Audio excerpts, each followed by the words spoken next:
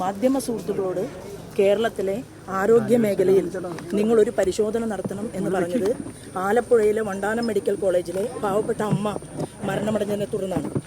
പാലക്കാടിലെ ജില്ലാ ആശുപത്രിയിൽ ഇതുപോലെ തന്നെ ഒരു മരണമുണ്ടായപ്പോൾ തിരുവനന്തപുരത്തും തൃശ്ശൂരിലും, അതായത് സർക്കാർ ആശുപത്രികളിലെ രോഗികൾ അനുഭവിക്കുന്ന ദുരന്തം, ആ ദുരന്ത മുഖം അനാവരണം ചെയ്യപ്പെട്ടുകൊണ്ട് സമൂഹത്തിന് മുന്നിൽ വന്ന സമയത്തും എത്രയോ വാർത്തകൾ, എത്രയോ സംഭവങ്ങൾ മാധ്യമ സുഹൃത്തുക്കൾ റിപ്പോർട്ട് ചെയ്യുകയുണ്ടായി. ഞങ്ങളെല്ലാം തന്നെ സമരരംഗത്ത് വരികയുണ്ടായി. എന്നാൽ കാലാകാലമായിട്ട് പാവപ്പെട്ടവൻ മരിച്ചു വീഴുമ്പോൾ ആ 2 ദിവസം പ്രഖ്യാപനങ്ങൾ, സ്റ്റേറ്റ്മെൻറ്റുകൾ, ഏറ്റവും അവസാനം വീണ്ടും അടുത്ത മനുഷ്യക്കുരുതിയിലേക്ക് എന്നുള്ള രീതിയിൽ ഗവൺമെൻറ് മുന്നോട്ട് പോവുകയാണ്.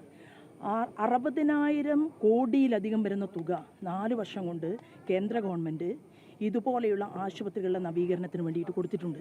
എന്താണ് ഈ പൈസ ഇവർ ചെയ്യുന്നത്? എന്താണ് ആരോഗ്യ വകുപ്പിൻ്റെ വീഴ്ച എന്നതിനെക്കുറിച്ച് എന്തുകൊണ്ട് മുഖ്യമന്ത്രി സംസാരിക്കുന്നില്ല?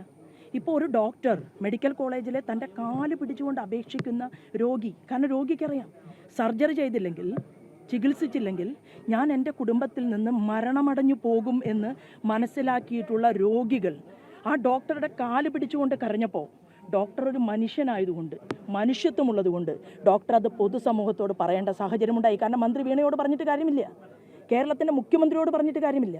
അപ്പോൾ ആ സാഹചര്യം ഉണ്ടായപ്പോൾ അതിനെപ്പോലും പരിഗണനയ്ക്കെടുക്കാതെ മാർക്സിസ്റ്റ് പാർട്ടിയുടെ വലിയ കത്തിയാണ് അദ്ദേഹത്തിനെതിരെ ഉയർത്തിയിട്ടുള്ളത്.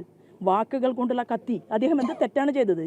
കേരളത്തിലെ ആശുപത്രികളിൽ ഡോക്ടർമാരില്ല, നഴ്സുമാരില്ല, മരുന്നില്ല, സർജറി നടത്താൻ സാധിക്കുന്നില്ല. ഈ യാഥാർത്ഥ്യം തുറന്നു പറഞ്ഞതിൻ്റെ പേരിൽ ആ മനുഷ്യനെതിരെ വളങ്ങിയിട്ടുള്ള മാർക്സിസ്റ്റ് പാർട്ടി, അവർ നിയന്ത്രിക്കുന്ന ഭരണകൂടം, അവരുടെ സത്യസന്ധത ഇല്ലായ്മയും അവരുടെ തെറ്റിൻ്റെയും പരിണിതഫലമായിട്ട് നടന്ന ഒരു നരഹത്യയാണ് ഈ കുടുംബത്തിന് ഒരു ഗൃഹനാഥയെ നഷ്ടപ്പെടുത്തിയതെങ്കിൽ ഇതിൽ തീർച്ചയായിട്ടും ആരോഗ്യവകുപ്പ് മന്ത്രിക്ക് 1ാം സ്ഥാനമുണ്ട്.